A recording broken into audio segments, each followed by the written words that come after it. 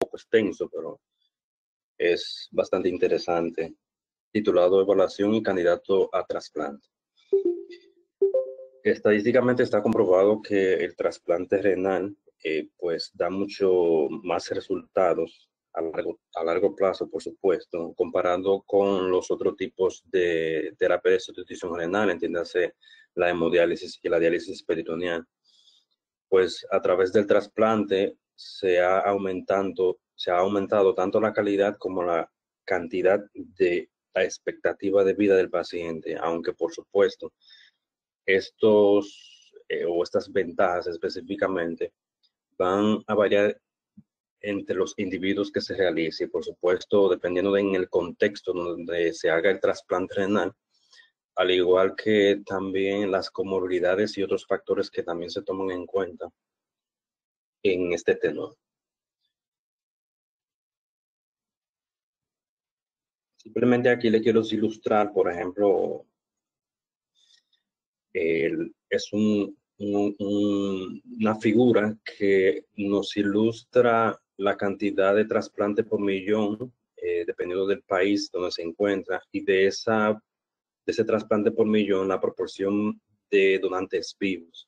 Nos damos cuenta que a través de esta figura, Estados Unidos se considera uno de los países latinos del continente americano, por supuesto, que más realiza trasplante, pero su proporción en cuanto al trasplante de donante vivo es mucho menor en comparación a otros.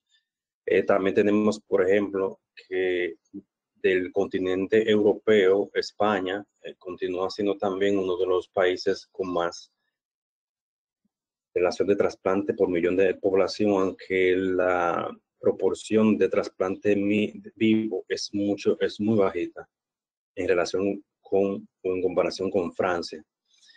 Y así sucesivamente tenemos varios países, por ejemplo, en Arabia Saudita, la proporción de donantes vivos es muy alta, al igual que Irán, entre otros países.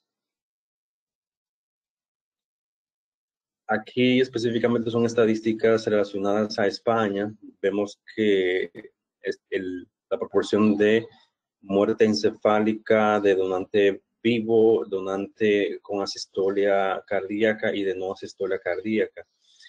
A través del tiempo hubo una disminución del trasplante realizado por muerte encefálica, y desde el 2008 aproximadamente hasta el 2014 hubo una gran proporción o un aumento de la proporción específicamente del trasplante renal relacionando a donantes vivos, pero ese porcentaje ha disminuido concomitantemente y se ha mantenido casi en una especie de meseta.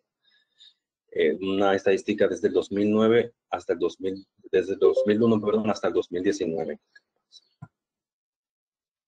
Aquí específicamente, que ya creo que eso se ha explicado en cuanto al trasplante de República Dominicana, nos damos cuenta desde el 2004 hasta el 2019, la proporción entre donantes cadavéricos y donantes vivos. Nos podemos ilustrar que desde el 2008, donde se comenzó con 89 trasplantes por año, se ha mantenido a la baja con una ligera aumento en el 2019, pero siempre se ha mantenido entre los rangos de 40 y 50 trasplantes renales por año, que específicamente son de consistencias mixtas, tanto de donante vivo como de donante cadavérico.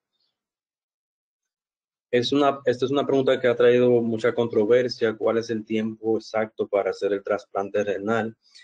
Es lo mismo preguntar dónde debo iniciar una enfermedad renal, una terapia de sustitución tipo hemodiálisis o diálisis peritoneal en un paciente que tiene una tasa de filtrado glomerular baja, ¿verdad? Entonces, un tiempo que todavía no se ha discutido bastante, pero todavía no se ha llegado a un consenso, ya que hay temas que han mencionado de controversias. Se debe discutir específicamente el trasplante renal en todo paciente que tenga una enfermedad renal crónica, irreversible y progresiva. Hay algunos textos que incluyen y mencionan que se debería comenzar por lo menos el trasplante renal en todo paciente que tenga una tasa de filtrado glomerular estimada menor de 30 mililitros por minuto por 1.73 metros cuadrados. Los textos especifican esta tasa ya que le da el suficiente tiempo tanto al equipo de trasplante y al paciente completar la evaluación, que es una evaluación bastante extensa, y por supuesto buscar el candidato adecuado.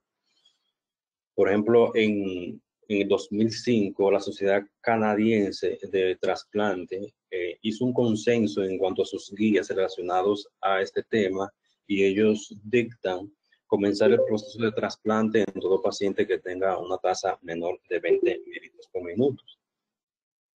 Y esa sociedad canadiense da ciertas recomendaciones, por ejemplo, que todo paciente con enfermedad renal crónica terminal debe considerarse como trasplante renal para comenzar el proceso, y también la elegibilidad del trasplante renal debe determinarse en cuanto a los antecedentes médicos y quirúrgicos. Los criterios para elegibilidad deben de transparentarse y debe ser hecho en ese paciente.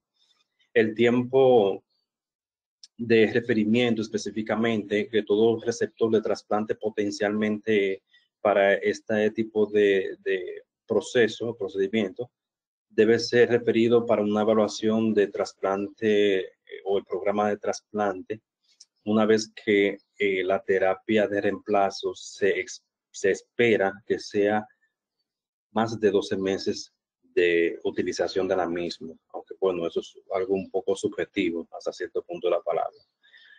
Los pacientes generalmente que requieren diálisis en el momento también deben de ser referidos a una evaluación de trasplante inmediatamente cuando la condición de sus enfermedades de base y por supuesto la enfermedad renal en este momento se estabilice. Por ende, esas son ciertas recomendaciones que pueden guiarse a través del trasplante renal, que también es de bastante importancia. Aquí habla acerca de las contraindicaciones del trasplante renal. Generalmente muchas unidades actualmente aceptan a pacientes que antes se consideraban excluidos del programa de trasplante, como por ejemplo aquellos pacientes que tienen el virus de la inmunodeficiencia, infección por este importante virus, también la obesidad, la diabetes descompensada. Todos estos eran parámetros que antes se catalogaban como contraindicación absoluta para el mismo. Pero debido a la gran auge que ha tenido la medicina y por supuesto en el tratamiento de esta porción infecciosa, hay algunas condiciones que ahora se consideran ya no como contraindicaciones absolutas, sino que todo paciente que tenga estas entidades, pues el control de la misma, puede optar el mismo para entrar al programa de trasplante y por supuesto recibir un trasplante de órganos. Actualmente, dentro de las contraindicaciones que más absolutas, por supuesto, que más imperan, es una sepsis activa, enfermedades malignas actualmente no controladas, paciente que tenga psicosis no controladas, dependencia de drogas activas, cualquier condición médica que le diga al médico que tenga una expectancia de vida corta, menos de 1 o 2 años aproximadamente. Y por supuesto, todo paciente que tenga un T-cell CDC cross-match positivo. Hay otras condiciones que también se han ilustrado como no adherencia de tratamiento de sus enfermedades de base, y todo paciente que tenga un fallo renal reversible no es candidato para trasplante. Ya anteriormente, como le había mencionado, tanto del HIV a la obesidad, se le agrega que antes no se trasplantaba a pacientes que tenían infecciones activas de hepatitis B y hepatitis C, pacientes mayores de 60 años que tengan enfermedades malignas previas y pacientes que tenían incompatibilidad con el grupo ABO.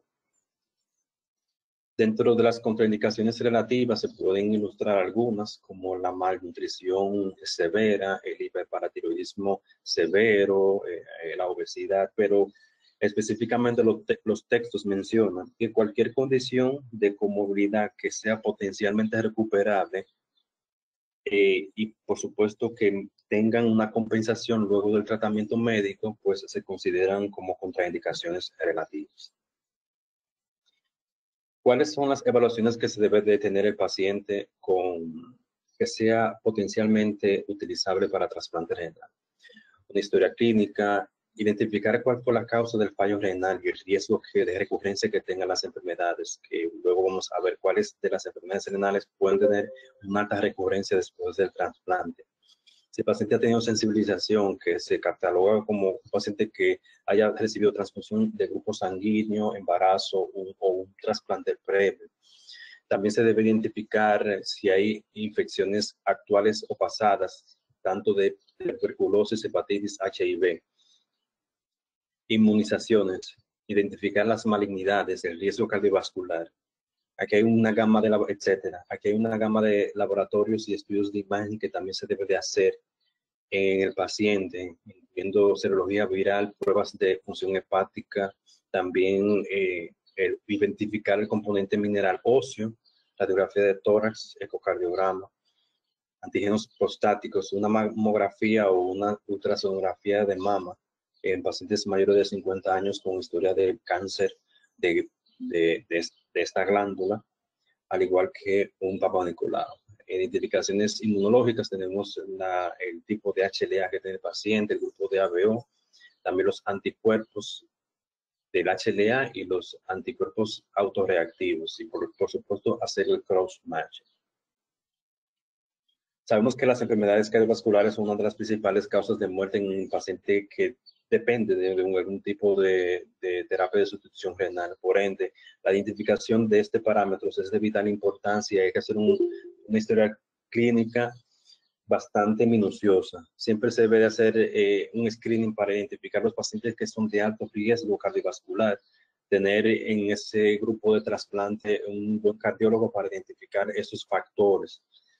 Por ejemplo, ellos consideran un paciente de bajo riesgo, es un paciente que totalmente esté asintomático, sin ningún tipo de antecedentes, que tenga una radiografía de tórax y un EKG dentro de los parámetros normales. Es decir, simplemente un paciente con tener bajo riesgo, asintomático, con una radiografía de tórax y un electrocardiograma podemos hacer una evaluación. Pero aquellos pacientes que tienen alto riesgo, que se identifican como aquellos que tienen un IAM previo, diabéticos, fumadores, todo paciente mayor de 50 años, que también tenga antecedentes de hipertensión, dislipidemia, que tenga una enfermedad renal crónica mayor de 2 años o historias familiares que concomitan con las enfermedades de base actuales.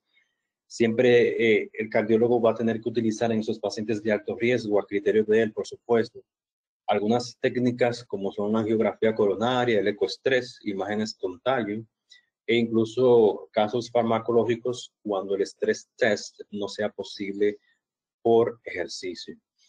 El tratamiento se va a ir vinculado con la modificación de factores de riesgo, ya sea la angioplastía. Bueno, ya esto sería decisión del cardiólogo. Aquí específicamente mencionan el asesoramiento y el manejo del paciente que sea receptor de trasplante o potencialmente receptor de trasplante, y dependiendo de si él tiene un alto riesgo de enfermedad cardiovascular o no.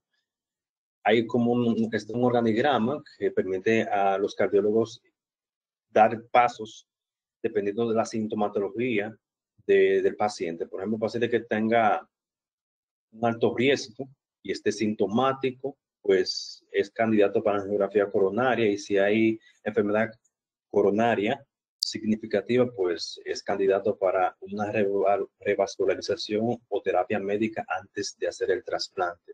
Ya los pacientes, por ejemplo, que son de bajos riesgos, aquellos que mencioné que no tienen ningún tipo de antecedentes, pues simplemente con una radiografía, un electrocardiograma y un ecocardiograma, pues podemos identificar y ya el paciente puede calificar para el trasplante renal. Es imperante identificar la disfunción ventricular izquierda. Siempre por ende, aquellos pacientes que tengan factores de riesgo o que tengan un alto factores de riesgo, pues son candidatos a la realización de un ecocardiograma transtorácico. Pues a través de este podemos identificar la severidad y la naturaleza de la disfunción. Ellos mencionan que en casos leve o moderado, la literatura resalta que puede mejorar incluso luego del trasplante. Estos cambios anatómicos que tiene el corazón, cuando son leve moderado, pueden mejorar con este tratamiento. Mientras que en casos severos de disfunción ventricular izquierda, pues siempre debe de darse tratamientos antes del trasplante, a menos que sea un trasplante combinado corazón-riñón, que ya eso, bueno, tiene un papel muy importante en la sobrevida del paciente. Dentro de las enfermedades cerebrovasculares siempre se debe identificar en el receptor, ya que hay algunas que tienen un alto grado de recurrencia. Es imperante modificar los factores de riesgo de esta entidad y siempre hacer un Doppler carotidio, pues, bueno, cuando haces el examen físico e identificas soplocarotidio, el siguiente paso es la realización de un estudio de imagen, como es el Doppler carotidio, ya que aquí nos podemos ilustrar de la estenosis o el grado de estenosis que puede tener esa carótida y, por supuesto, dar tratamiento específico, ya sea con la esterectomía o el caso de tratamiento que amerite en el momento, ya que si no tratamos esta parte luego del trasplante, pues vamos a tener una menor supervivencia tanto del injerto como, por supuesto, del mismo paciente. Hay algunas literaturas que mencionan que luego de una enfermedad cerebrovascular se deben de esperar por lo menos un mínimo de 6 meses para tratar entonces de modificar todos esos factores de riesgo y dar el tratamiento específico e identificar la causa de esa enfermedad cerebrovascular, y ya entonces cuando el paciente se vaya a trasplantar, pues tener todos esos factores controlados. Aunque la enfermedad vascular periférica no es una contraindicación absoluta para el trasplante, pero se menciona que esta entidad está asociada con un incremento de la mortalidad y debe de considerarse como una morbilidad muy importante. Por ende, siempre se debe de hacer un examen físico de escrutinio, tanto de las extremidades superiores e inferiores, identificando los componentes de los pulsos y, por supuesto, ayudándonos con pruebas de imágenes. Pero nunca se nos debe de escapar en aquellas entidades que tienen un gran impacto en la vasculatura periférica, como por ejemplo la hipertensión crónica no controlada, la diabetes mellitus crónica, al igual que la obesidad, el síndrome metabólico, que tienen un vínculo directo con ese endotelio, y también aunado a otros síntomas, por ejemplo, ese mismo paciente que presenta claudicación, etcétera, son calificativos de, a pesar de realizar un buen examen físico, pues ayudarnos de otros estudios de imagen como es la ultrasonografía Doppler.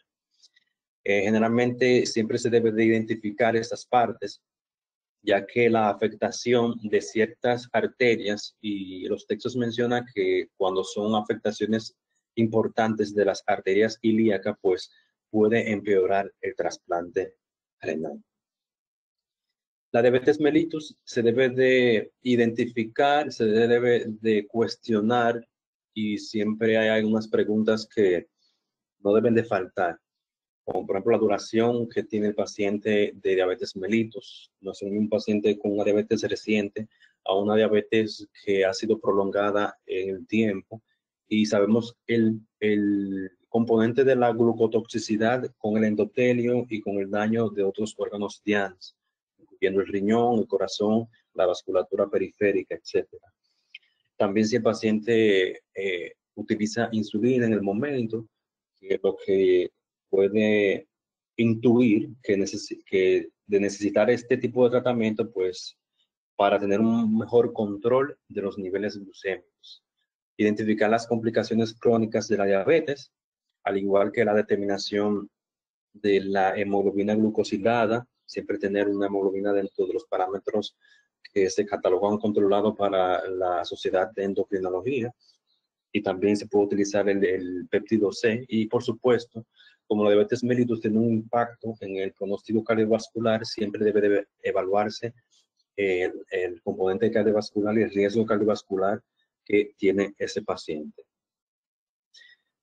La fragilidad es un componente muy importante, específicamente para aquellos pacientes que sean mayores de 60 años, y es que hay algunos pacientes que lamentablemente por sus condiciones de longevidad, pues no tienen estabilidad al realizar actividades cotidianas. Incluso en los programas de trasplante, aquellos pacientes que son mayores de 60 años, le hacen hacer, valga la redundancia, algunos tests como son por el 6 Minutes Walk Test, el Gait Speed Test, Get Up and Get Test, Grip Strength y Right-to Score. Es decir, son, por ejemplo, el test de caminata de 6 minutos, donde ponen al paciente a caminar en un área específica marcada, por supuesto, para ver la estabilidad que tiene el paciente. Ellos mencionan que es importante, ya que, por ejemplo, las caídas que puede tener un paciente trasplantado, teniendo en cuenta que el órgano trasplantado va a estar mucho más expuesto en relación al riñón donde normalmente está localizado, pues las injurias directas de este componente de trasplante puede empeorar el pronóstico, puede provocar traumas directos, componentes hemorrágicos y por supuesto una pérdida del injerto y disminución de la sobrevida de tanto del paciente como del mismo injerto. Siempre se debe identificar, hay algunas entidades, cuando le mencioné al principio, de cuáles, qué llevó al paciente a su enfermedad renal crónica, puesto que hay situaciones como por ejemplo la hiperoxaluria primaria, donde hay una deficiencia de la dioxilato aminotransferasa. Estos pacientes se van a caracterizar con una clínica de nefrolitiasis, nefrocarcinosis, falla renal y depósitos sistémicos de oxalato. Es una enfermedad que suele recurrir después del trasplante e incluso hay algunos textos que mencionan que como hay una deficiencia de esta enzima que le acabo de mencionar, que tiene un componente hepático, pues el trasplante hepato-renal trae más sobrevida al injerto que simplemente al trasplante renal que solamente se haga. Incluso cuando hay ciertas deficiencias solamente de esta enzima, pues se pueden utilizar algunos medicamentos como la peridoxina de 5 a 10 miligramos por kilogramos por día. La cistinosis, que puede recurrir después del trasplante, no tiene un efecto directo en la función del injerto, mencionan los textos, pero en pediatría es una entidad que no debe de pasarse desapercibida, ya que una de las principales causas de enfermedad renal crónica terminal, según los pediatras, de origen, por supuesto, genético, es esta entidad y por ende su identificación, pues, es imperante.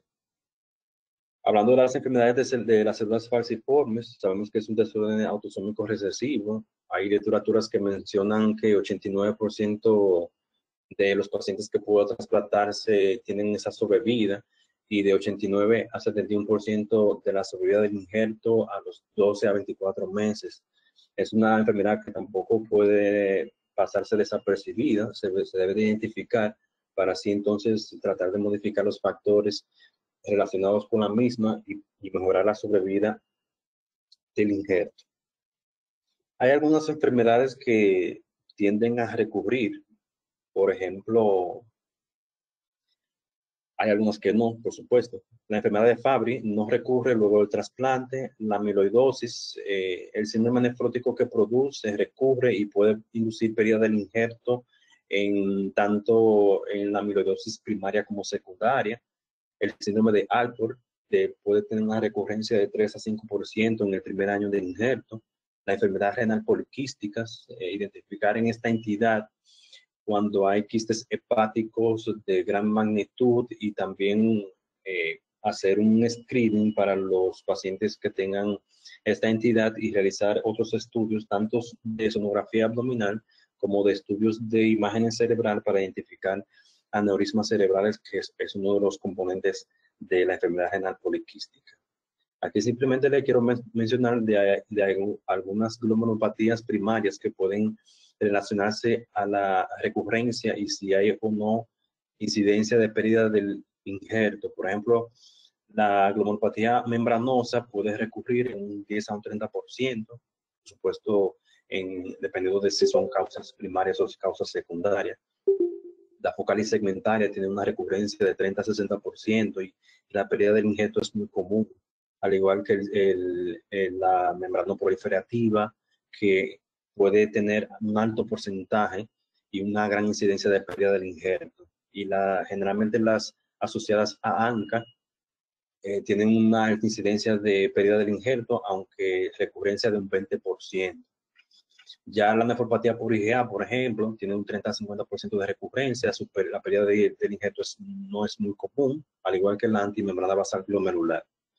Y de las que le mencioné anteriormente, ya aquí están resumidas. En cuanto al cáncer, sabemos que el cáncer está dentro de una de las principales causas de muerte en pacientes trasplantados. La incidencia de enfermedades malignas también está aumentada en aquellos receptores de trasplante comparado con la población general. En pacientes con neoplasias malignas previas, las guías han dividido, dependiendo de la recurrencia que pueda tener esta entidad a través del trasplante. Es importante hacer un screening tanto del paciente, pero también hacer un screening de la historia familiar del mismo, puesto que hay entidades que tienen un componente genético y no esporádico para la nueva o la aparición de cáncer en este tipo de población. Aunque hay algunas diferencias, pero hay consensos que han mencionado que generalmente el tiempo de espera para un trasplante renal luego de un cáncer es 2 años para la mayoría de los cánceres. Hay algunos que no necesitan un tiempo de espera, como por ejemplo el carcinoma de renal incidental, el carcinoma in situ, neoplasias focales, cánceres de vejiga de bajo grado, al igual que cáncer relacionado a células de la piel, específicamente el componente basal. El tiempo de espera mayor de 2 años puede ser necesario para algunos tipos de cánceres, como por ejemplo el melanoma, el cáncer de mama, el cáncer colorectal y el cáncer uterino. Pero también he leído que hay autores que mencionan que mientras más largo sea el periodo, menos el grado de recurrencia, y eso es algo que también tiene una lógica estadística. Entonces, siempre hay que identificar el tipo de cáncer que tiene el paciente para saber qué cantidad de tiempo debe necesitar para esperar ser trasplantado. Hay algunos que generalmente, otros datos que he encontrado, ya que le mencioné que hay unas literaturas que dicen 2 años, pero he encontrado también que hay literaturas que dicen que pueden esperar 5 años en cánceres de mama con afectación de ganglio regional o enfermedad bilateral o enfermedad inflamatoria. El cáncer cervical, el carcinoma colorectal, que sea estratificado como Duque A o Duque B1, el carcinoma de células escamosas de alto riesgo con invasión perineural y ya en las patologías hematológicas no hay una guía establecida para identificar el tiempo de espera para el paciente ser trasplantado renal o cualquier otro tipo de trasplante. Hay que hacer un screening para las afectaciones infecciosas ocultas, siempre ser una serología de rutina tanto para el virus de la hepatitis B, virus de la hepatitis C, el HIV. Todos los pacientes se deben de testear para tanto el Epstein-Barr virus, al igual que el citomegalovirus, para asesorar entonces el riesgo de infección. Esas son componentes de vital importancia que no se deben de escapar en el programa de trasplantes. Ya cuando está indicado, se puede hacer, por ejemplo, la identificación del herpes virus tipo 8, el virus linfotrópico humano de células T, el Strongyloides stercoralis, la malaria, Trypanosoma cruzi, esquistosomiasis. Y, por supuesto, identificar en cuanto a las infecciones ocultas, siempre realizar un cultivo de orina, una radiografía de tórax, ya que pacientes, por ejemplo, pueden estar asintomáticos en estos dos parámetros, pero la identificación de los estudios de imagen nos pueden ayudar bastante. La inmunización es algo que también es importante identificar en el paciente. Siempre se debe de preguntar cuándo ha sido la última inmunización que ha tenido el mismo. Por ejemplo, para ciertos virus como la hepatitis B, el neumococo. Siempre es importante que el paciente esté vacunado con Haemophilus influenzae y hacen más hincapié en aquellos pacientes que son esplenectomizados, por ejemplo.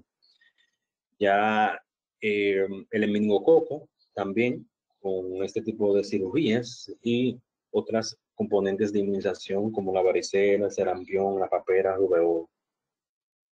También esto se debe considerar la inmunización en todo paciente que tengan componentes que sean trópicos de un país.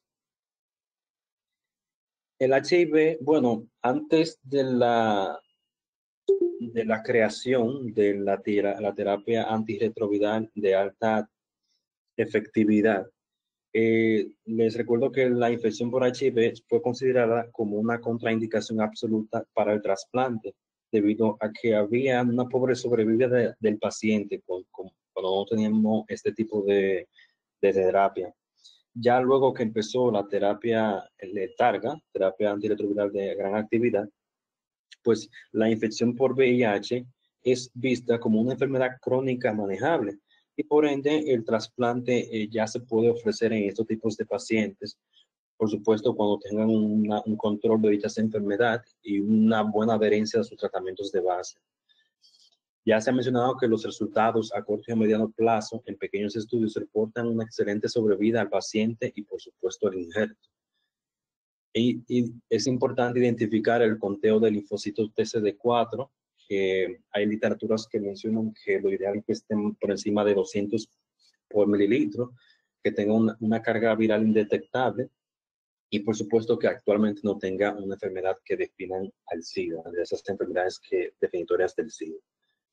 De la hepatitis B no hay evidencia, que no haya evidencia de replicación activa del mismo, ya siendo el DNA del virus de la hepatitis B o el HBE, que el paciente no tenga una enfermedad hepática avanzada, no tenga cirrosis hepática, carcinoma hepatocelular. Se debe dar tratamientos antes del trasplante cuando haya enfermedad activa. Bueno, ellos mencionan que la data usualmente se practica cuando la inmunosupresión está en sus altas dosis, o bueno, en sus más altas, por así decirlo, de 12 a 24 meses. Es un tratamiento, es un tema que puede traer ciertas controversias. Y ellos sí hacen hincapié que solo deben de trasplantarse cuando el paciente tenga una enfermedad inactiva y que no tenga las características que anteriormente le mencioné. Ya el relacionado a la hepatitis C se debe de identificar en el receptor, por ejemplo, pacientes, siempre hay que hacer un screening para carcinoma hepatocelular cada 12 meses, todo paciente que tenga tanto el virus de la hepatitis B como más el virus de la hepatitis C, ya que este es el que tiene más tendencia a cronificar. Realizando estudios de imágenes simples como una ultrasonografía o una alfa-fetoproteína. Siempre se debe de identificar la carga viral del virus de la hepatitis C, que pues mientras menos carga viral, pues mucho más sobrevida puede tener el paciente. Realizar biopsia hepática para ver el grado de afectación histológica, ya que le mencioné que los pacientes que tengan hepatocarcinoma o enfermedad hepática avanzada, pues no calificarían para la realización del trasplante. Aún con carga viral detectable se puede trasplantar el paciente. Incluso ellos mencionan que si el paciente puede recibir el riñón de un donante que sea hepatitis B positivo.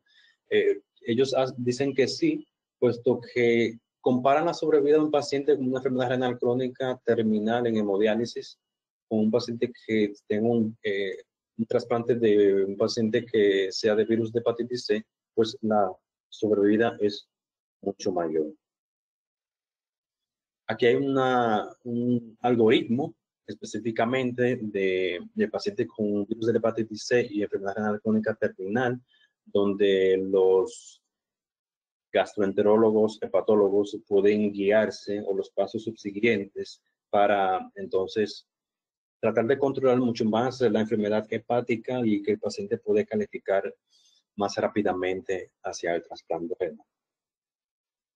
También es imperante hacer un test de sífilis como identificación del VDRL o el FTA-ABS, otras enfermedades, pero que generalmente sean endémicas de algún país, como por ejemplo la enfermedad de Chagas, la toxoplasmosis, osidioidomicosis, histoplasmosis. No son de rutinas, sino se especifican cuando son en áreas endémicas. Relacionado a la tuberculosis, pacientes de alto riesgo es aquel paciente que tenga una tuberculosis previa o que tenga abnormalidades en la radiografía de tórax. Siempre se debe imperante realizar un test de tuberculina en residentes en un área específica, en una área endémica. Y ya en pacientes con hemodiálisis, por ejemplo, se puede utilizar algunos ensayos como el ensayo de liberación de interferón gamma o IgRA, que es uno de muchos más específicos. Hay que tener mucho en cuenta el test de la tuberculina, ya que hay ciertos factores que pueden modificarlo. Se supone que todos los pacientes, por ejemplo, aquí en República Dominicana, deben de vacunarse contra la BCG. Bueno, se le coloca la BCG, pero siempre tener en cuenta que hay factores que pueden alterar o dar un test positivo, un falso positivo de la prueba de la tuberculina. Identificar también otros componentes virales, como por ejemplo el virus del VK. Hay una nefropatía que se llama nefropatía viral por polioma. Generalmente ellos recalcan que no se debe de trasplantar el paciente hasta que la replicación viral esté negativa. Podría catalogarse como una contraindicación relativa del trasplante, y luego que controles esa carga viral relacionada a este virus, pues puedes colocar el paciente en lista de trasplante para realizar esa parte. Recuerden que la obesidad antes se catalogaba como una contraindicación absoluta. Actualmente se considera una contraindicación relativa, por así decirlo. Pero no es sorpresa para nadie de que todo paciente obeso, que puede catalogar incluso para ciertas enfermedades como el síndrome metabólico y el componente cardiovascular que tiene esta enfermedad, afectar la supervivencia del paciente y, por supuesto, afectar la supervivencia del injerto. Y en algunas situaciones puede incluso retrasar la función del injerto y afectar la cicatrización. Por ende, a pesar de que esta entidad ha pasado de una contraindicación absoluta a relativa, no podemos dejar esta entidad a la ligera. Siempre es imperante tener el paciente en un peso lo más adecuado posible o tener un índice de masa corporal que no se cataloga mórbido para el mismo. De las enfermedades gastrointestinales que se deben de identificar, siempre todo paciente mayor de 50 años hay que descartar un cáncer colorectal. Por eso, en todas las unidades de trasplante, el referimiento a gastroenterología para la realización de estudios de imágenes, ya sea endoscopía o colonoscopía, para este último parámetro es importante. Identificar si el paciente ha tenido pancreatitis aguda y crónica, ya que generalmente las pancreatitis pueden inducir a ciertas sintomatologías locales que puede afectar el componente abdominal, como ulceraciones, etcétera. Y los textos mencionan que deben de esperarse por lo menos 12 meses después del último componente inflamatorio. Úlceras pépticas se debe de tratar antes del trasplante. Ya si el paciente tiene una enfermedad diverticular activa, se debe de hacer una colonoscopía más resección, aunque claro, esto es a criterio del gastroenterólogo y cirujano. Si el paciente tiene colecistitis sintomática, se debe de hacer una resección quirúrgica. O el paciente que tenga esófago de Barrett, hay que descartar siempre el cáncer, ya que la alta tendencia de esta displasia de producir cáncer en esta parte del componente gastrointestinal, pues puede empeorar la sobrevida tanto del paciente y, por supuesto, del injerto.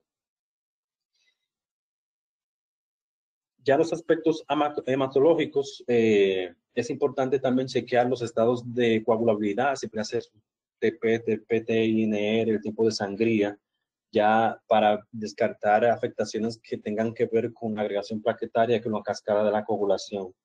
Y importante también identificar gamapatías monoclonales de significado incierto, que también tienen una alta incidencia de producir afectaciones tanto en la sobrevida del paciente como en la sobrevida del injerto.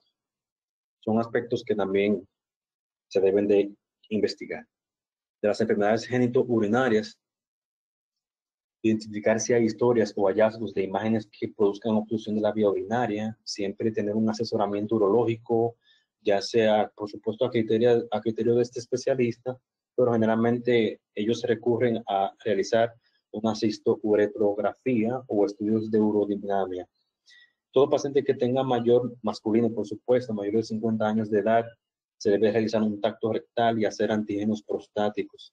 Y ya las mujeres entre 21 y 65 años, siempre se debe descartar el cáncer de cervix a través de la realización de pruebas ginecológicas, ya sea por Papa Nicolau, por ejemplo, la tinción de Papa Nicolau.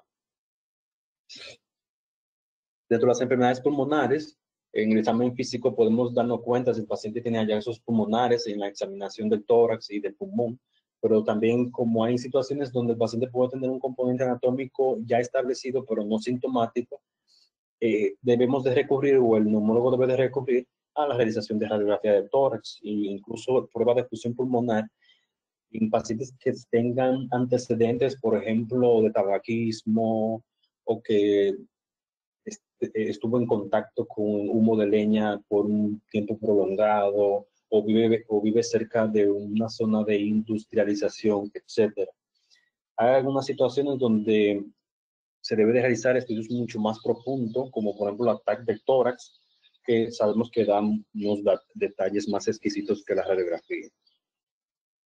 Si hay enfermedades que ellos mencionan que el paciente no debería ser candidato para el trasplante, como el cor pulmonar, el asma no controlado, una enfermedad pulmonar obstructiva crónica que tenga una FEBI menor del 25% o un PO2 menor de 60%, 60 milímetros de mercurio, aire ambiente. Y también cualquier enfermedad con necesidad de oxigenoterapia o que sea dependiente de este componente de tratamiento, pues se debe de descartar el trasplante. También es importante que el paciente deba ser evaluado por el departamento de odontología para la identificación de ya sea algunas afectaciones bucales y por supuesto las más importantes son las caries que deben de, aunque no se consideran como una contraindicación absoluta, simplemente es un componente de manejos en el momento de las caries para así tener la ausencia de cualquier foco infeccioso que pueda entonces empeorar después del trasplante renal. Los problemas psicológicos pueden tener un mayor impacto en los resultados del trasplante. Los pacientes deben ser evaluados ya sea por un trabajador social o por otro profesional que esté relacionado con la salud. Y generalmente estos profesionales van a juzgar la capacidad del consentimiento y el asesoramiento de la confianza que puede tener el paciente con el tratamiento per se. Les recuerdo que, bueno, para el tratamiento y el mantenimiento específicamente del injerto, es importante que el paciente tenga adherencia y conocimiento de su enfermedad actual. Por ende, la evaluación del paciente debe de empezar cuando el mismo esté en una terapia de sustitución renal, ya sea en diálisis peritoneal o en hemodiálisis. Ahí nos vamos a dar cuenta, por ejemplo, si el paciente ha sido transgresor con este tipo de terapia, si el paciente ha faltado algún tipo de terapia en relación, por supuesto, si es de la hemodiálisis, si el paciente siempre llega con kilos de más o en estado de sobrecarga. Todos esos datos son importantes para el trabajador social, ya que identifican si el paciente es adherente a su tratamiento y adherente a el conocimiento de la enfermedad de base que tiene.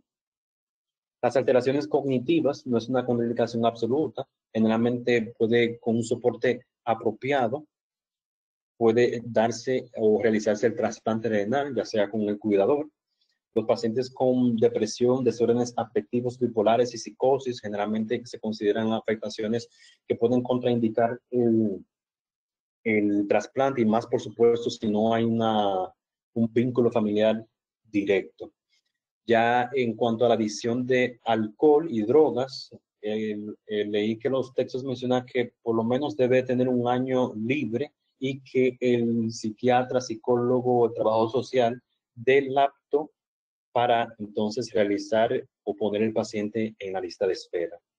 y ya en algunos centros la marihuana está contraindicada para realizar el trasplante renal. Ya para hacer la nefrectomía, bueno, generalmente eso se da en casos de un retrasplante, pero se deja, siempre se puede dejar el injerto, puesto que ellos mencionan que aunque el paciente puede tener una vuelta a diálisis del paciente trasplantado, pero le puede dar ciertos beneficios ya que este injerto puede dar cierta función residual, pero en algunos casos puede calificar para retirar el riñón, como la sepsis de origen renal persistente o recurrente, enfermedad renal poliquística autosómica dominante, ya que sabemos que el agrandamiento de estos riñones puede afectar la anatomía abdominal.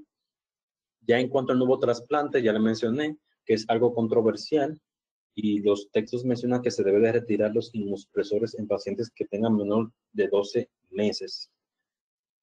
Si el injerto está infectado, si hay alguna malignidad renal o pielonefritis recurrente con reflujo vésico-uretral. Son algunas de las condiciones. Hay que hacer una reevaluación. Bueno, no es una sorpresa para nadie que las listas de esperas son bastante largas y dependiendo del país. Por ejemplo, aquí no es lo mismo el tiempo de espera de un paciente que en Estados Unidos. Por ende, hay algunos pacientes que se deben de, a pesar de que se incluyan en las listas de espera, esos candidatos para recibir el trasplante, hay que repetir ciertas evaluaciones, como por ejemplo, mencionan una reevaluación cardíaca cada 1 o 2 años, dependiendo de los factores de riesgo, y dan especificidad a los diabetes, ya sea con un ecoestrés o un scan de thallium o angiografía si está indicada. Ya para el cáncer, relevante con la edad, sexo y algunos riesgos de factores de riesgos, como se puede repetir los antígenos prostáticos, mamografía, el Papa Nicolau, la colonoscopia si está indicada y chequear siempre si hay cáncer de piel. Y reasesoramiento de comorbilidades con algunas funciones virales, al igual que funciones hepáticas y también sonografías del mismo. Se debe identificar también y reasesorar el HIV, cómo está su conteo de CD4, su carga viral, si el paciente HIV ha presentado una enfermedad definitoria de SIDA durante la espera o otras condiciones que se pueden importar. La evaluación del donante, bueno, un donante puede recibir un injerto, ya sea de donación de muerte cerebral o de donación de muerte cardíaca. Los donantes de muerte cerebral son los que famosos llaman heart beating donor, que son donantes de corazón latiendo, o que no tengan non-heart beating donor, es decir, que donantes que su corazón, por alguna razón, pues ha dejado de funcionar. Los criterios para este tipo de donantes, ya sea donante cadavérico, específicamente en el cadavérico, si es de non-beating o beating, se denominan criterios estándar y criterios extendidos. Generalmente se ha dividido en esta parte para así tener una mayor extensión del programa de trasplante renal. Entonces, los criterios de extendidos se definen basado en la presencia de variables que pueden incrementar la pérdida del injerto. Ellos mencionan que hay algunas características como por ejemplo que sea mayor de 60 años o de 50 a 59 años con 2 o más de los siguientes datos: hipertensión, creatinina mayor de 1.5, muerte por evento cerebrovascular. Incluso ha incluido donadores marginales, que son aquellos que tienen enfermedades de base significativas, para así poder ampliar en la lista de donación de donantes cadavéricos, ya sea como hipertensos, diabéticos, enfermedades vasculares, afectación renal significativa o edad avanzadas mayor de 65 años. Aquí simplemente le quise ilustrar, por ejemplo, de la diferencia que puede existir de la sobrevida del injerto a 1, 5 y a 10 años, dependiendo si es un donante vivo, si es un donante no relacionado con la enfermedad cardiovascular o si relacionado con la misma. Podemos darnos cuenta que a medida que pasa la cronología, pues quien tiene mayor supervivencia de la donación del donante vivo es es este mismo que le mencioné. Ya los otros siguen su misma secuencia, ya que se menciona que el tiempo es imperante y hay algunas características que son importantes y que se toman en cuenta, como el tiempo de isquemia que puede tener un paciente, etcétera, en la realización del trasplante renal. Aquí nos menciona la clasificación de donantes vivos, por ejemplo, ya es una clasificación de Costra de 2007 o la clasificación de Maastricht, donde mencionan la clasificación de donantes de muertes cardíacas después de este suceso. Se dividen en controlados y no controlados. Ya el no controlado lo subdivide en categoría 1 y 2. El 1 es muerte a la llegada al hospital. La causa de muerte es usualmente obvia, por ejemplo, una injuria de cabeza severa y que no necesitó resucitación. La clasificación tipo 2 es una resucitación tampoco no exitosa, donde el sujeto es traído a la emergencia mientras es resucitado, pero no es efectivo. Ya la clasificación de muerte cardíaca controlada, tipo 3, es esperando un arresto cardíaco, por ejemplo, aquellos pacientes que tengan una injuria de cerebral severa, sin muerte cerebral, y ya la categoría tipo 4, por ejemplo, cuando hay un arresto cardíaco mientras hay una muerte cerebral, que eso es una pequeña clasificación, y dependiendo, por supuesto, del tipo de suceso que ha producido la muerte, pues mayor es la supervivencia o no del injerto. En cuanto a la evaluación del donante fallecido, siempre hay que hacer igualmente una historia clínica, identificación de ciertas enfermedades, por ejemplo, hipertensión, diabetes, enfermedades malignas, si tuvo enfermedades actuales o pasadas de tuberculosis, hepatitis, HIV, si ha sido transfundido, si ha recibido traumas, historias quirúrgicas, hospitalizaciones. También las historias sociales, como por ejemplo la utilización de estupefacientes, que son importantes. Y en la examinación de cómo, por ejemplo, estuvo la presión arterial durante el ingreso del mismo, al igual que cómo estuvo el componente cardíaco durante su intervención, entre otras afectaciones. Importante también identificar ciertas técnicas de laboratorio que ya les mencioné y son muy parecidas a las que se le hace al receptor, al igual que otras evaluaciones que se pueden realizar, como por ejemplo la de examen intraabdominal para detectar enfermedades malignas ocultas. Ya la evaluación renal que se le hace al paciente es muy imperante del donante. La historia, como mencioné, análisis de orina, creatinina sérica. Generalmente, ellos mencionan que todo paciente que tenga una tasa mayor de 60 mililitros por minuto, pues tiene una mayor incidencia de producir o una mayor supervivencia del mismo. Si ha tenido proteinuria, que es importante identificar la proteinura mayor de 0.5 gramos por 24 horas. Generalmente, si el paciente es muy joven, de 5 a 6 años, es un tema un poco imperante para catalogarlo como trasplante renal. Y si hay afectaciones relacionadas a la vasculatura o hubo afectaciones relacionadas a la vasculatura como trombosis, teniendo en cuenta que estas entidades inducen a una disminución del riesgo vascular y por supuesto a una afectación ya sea funcional del mismo. Generalmente en estas situaciones donde hay donante fallecido, el manejo que se debe realizar siempre mantener una adecuada oxigenación, mantener adecuados niveles tensionales. Es importante también identificar si se ha utilizado agentes vasopresores o resucitación de volúmenes, que son estrategias muy complejas, pero teniendo en cuenta que dependiendo de el tiempo que el paciente estuvo aunado a este tipo de terapia, pues la afectación renal pues es más significativo. Ya la preservación renal, generalmente la preservación efectiva del riñón es una parte integral del trasplante o el programa del trasplante renal y ha evolucionado en la base de principios conocidos para la preservación debido a la necesidad de tener que refrigerar el riñón en esta parte el tiempo más prudente posible. Para el tiempo de la preservación renal se utilizan, por ejemplo, soluciones como está la de Wisconsin y la solución de Custodio, ya que son las principalmente involucradas. Aquí tengo una imagen donde puede ilustrar las diferentes características y componentes o composición que tienen estas soluciones. Por ejemplo, la solución de Wisconsin da ciertas ventajas como dar nutrientes, remueve metabolitos, evita isquemia peri, trasplante e injuria por repercusión.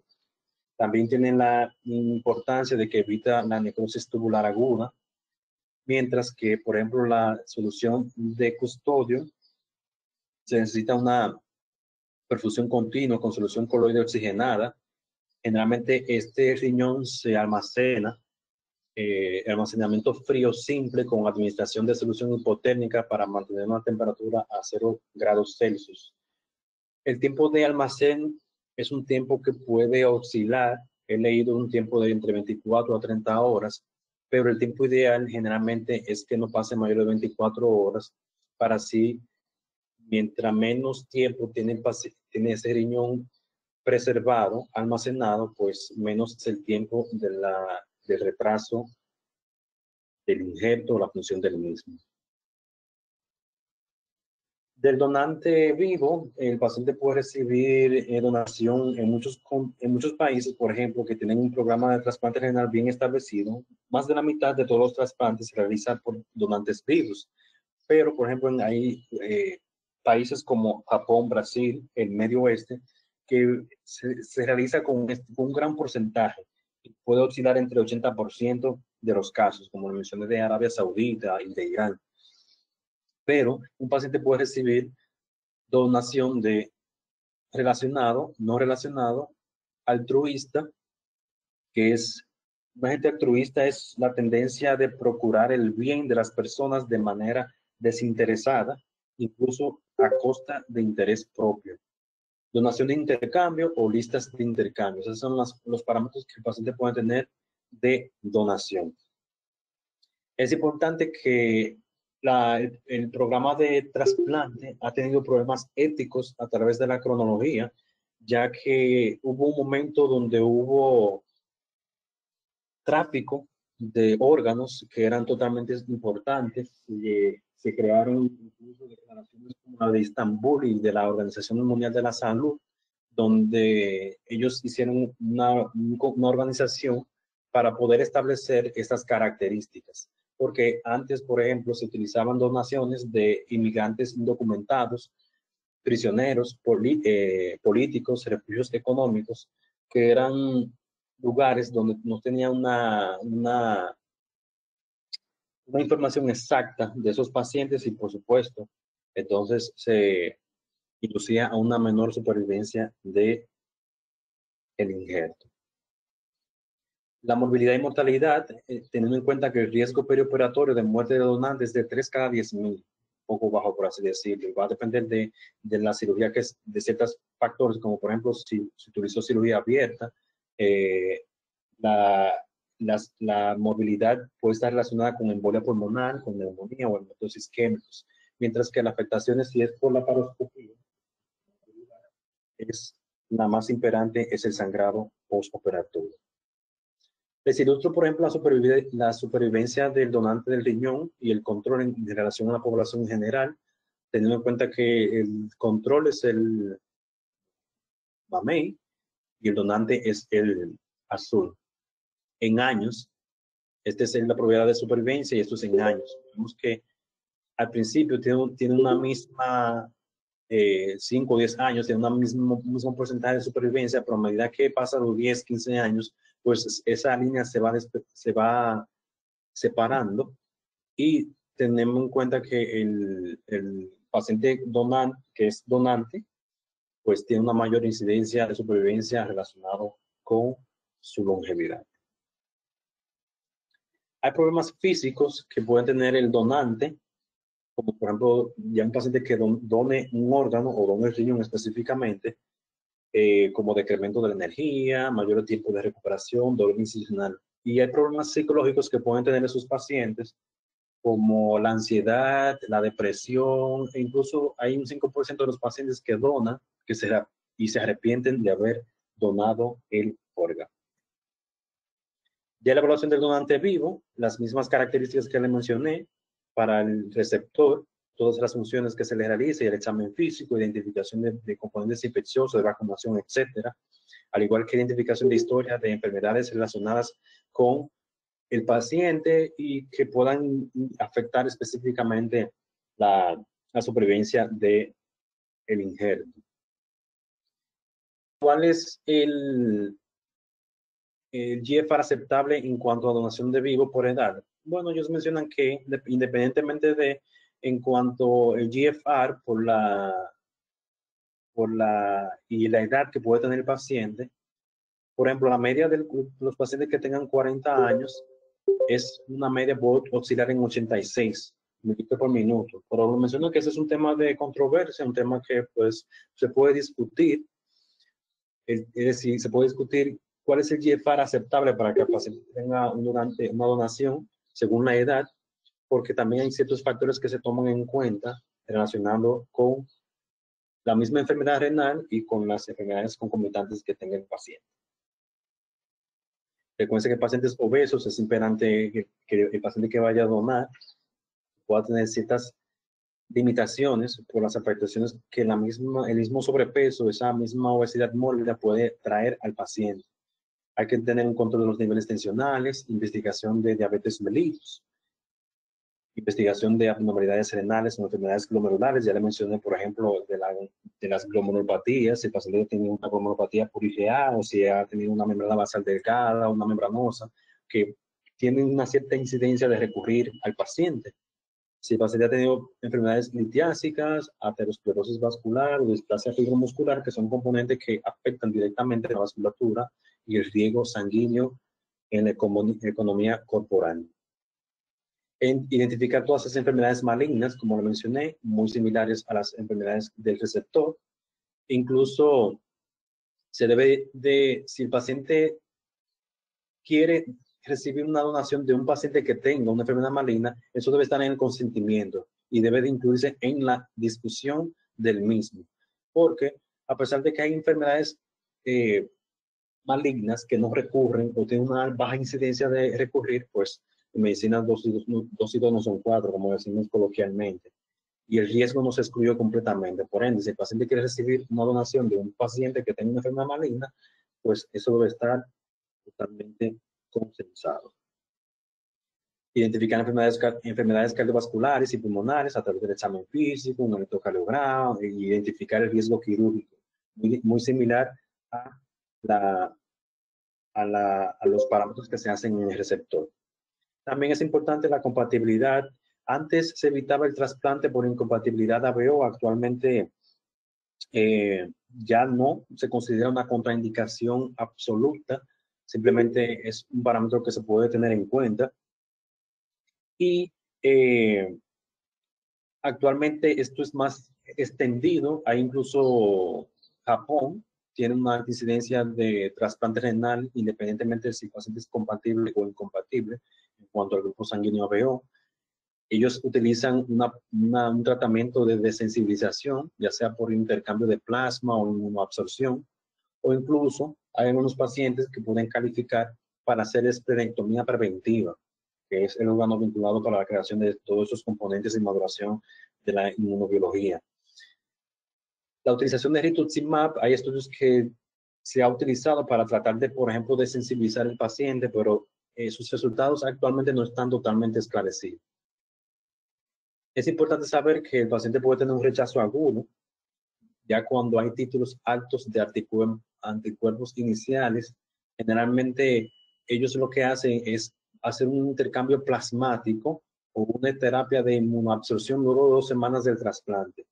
Es decir, cuando el paciente hace un rechazo agudo por una incompatibilidad ABO, ellos utilizan entonces nuevamente ese intercambio plasmático o esa terapia de inmunoabsorción luego de 2 semanas del paciente realizar este tipo de componentes.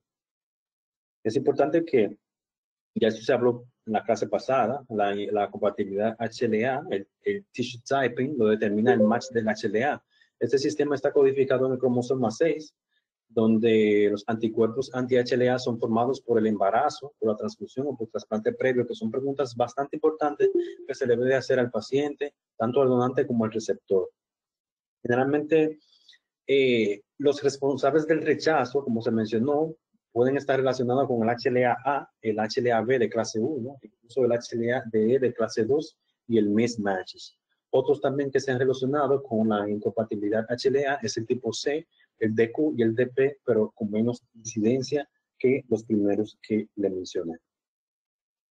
Hay que hacer un asesoramiento de la sensibilización de los antígenos, que ya se mencioné, que ocurren a través de ciertas circunstancias.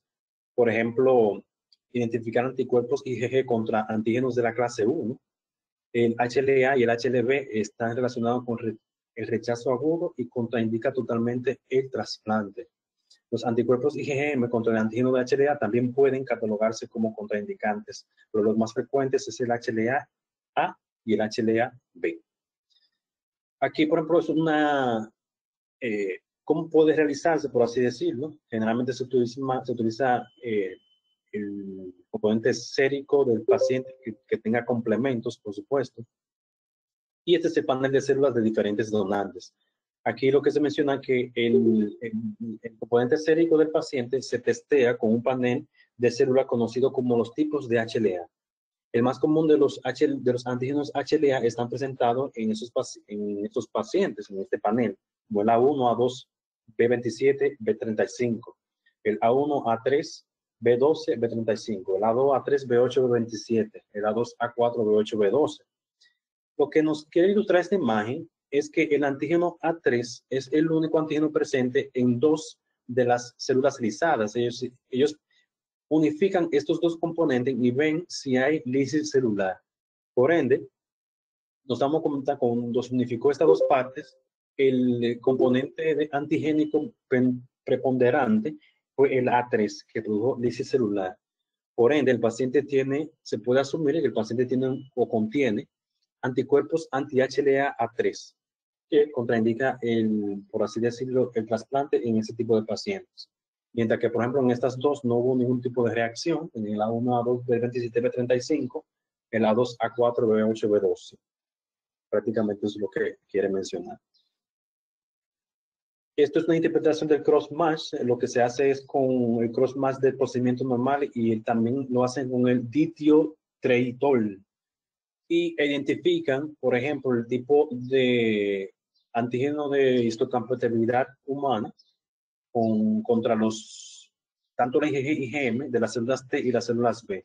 Eso es lo que te permite identificar, por ejemplo, el riesgo de daño del injerto asociado con anticuerpos. Por ejemplo, si hay anticuerpos contra IgG de clase 1 para los tipos de células C o B, tanto para el procedimiento normal como el dithiotreitol, pues hay una gran incidencia de producir este daño renal. Mientras, por ejemplo, los autoanticuerpos IgM, aunque estén positivos para el procedimiento normal y negativos para el cross-match del dithiotreitol, pues no tienen una alta incidencia de producir daño del injerto mediado por anticuerpos.